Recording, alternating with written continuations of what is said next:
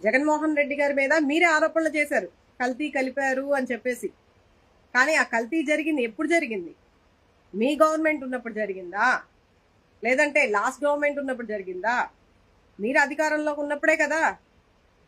June 12th,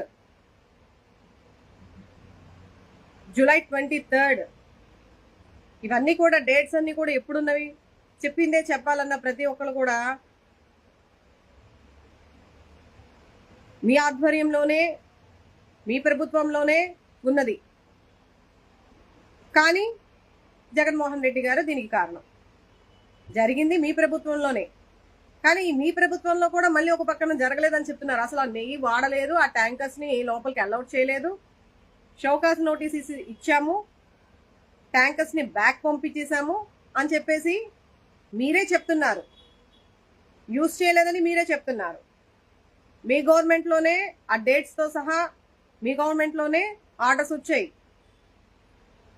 మరి last గవర్నమెంట్కి దీనికి సంబంధం ఏంటి? ఇందులో జగన్మోహన్ రెడ్డి గారి మీదకి తోయాల్సినంత అవసరం ఏంటి?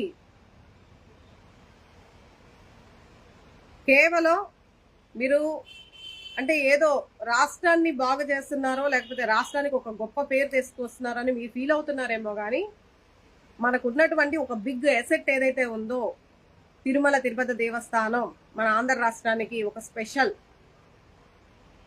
దానికి ఉన్నటువంటి ప్రత్యేకతని ఈరోజు మీరు తగ్గించి, విశిష్టతను తగ్గించి, చివరికి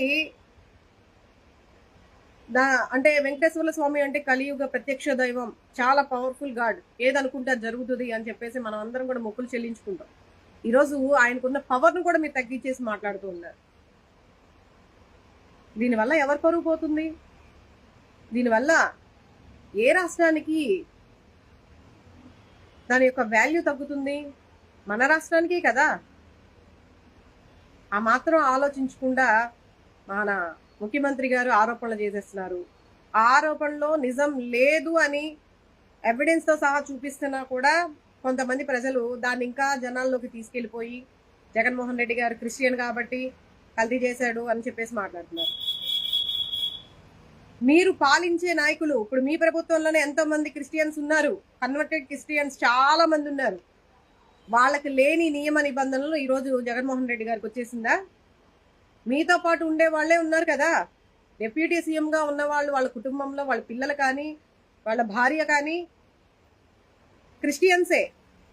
మరి వాళ్ళకున్నప్పుడు పవన్ కళ్యాణ్ గారిని ఈరోజు అన్ని దేవస్థానాలకి దీక్షలు తీసుకొని అన్ని దేవస్థానాలకి ఎందుకు అలౌట్ చేస్తున్నారు? ఆయన కూడా ఇవ్వాలి కదా. మరి ఆయనే చెప్పారు స్వయాన, మేము బాప్తిజం తీసుకున్నామని చెప్పేసి. మరి ఆయన వెళ్ళొచ్చా? ఏ గుళ్ళకైనా వెళ్ళొచ్చా? వెళ్ళి మెట్లు క్లీన్ చేయొచ్చా? పశ్చాత్తాప దీక్షలు ఇవన్నీ ఆయన చేయొచ్చు, ఎందుకంటే అధికారంలో ఉన్నారు కాబట్టి.